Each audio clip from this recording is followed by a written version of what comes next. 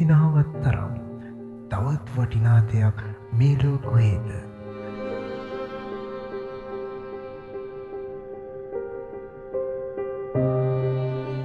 හෙටලුව දිනන්නට වෙරදරන තිරිදරුවන්ගේ අධ්‍යාපන සීනයට අත්වලක් වෙමින් ඉරුන්දිනිය සමූහ ව්‍යාපාරය එක්ව මේ වන සෙනෙහසේ ප්‍රජාසත්කාරය.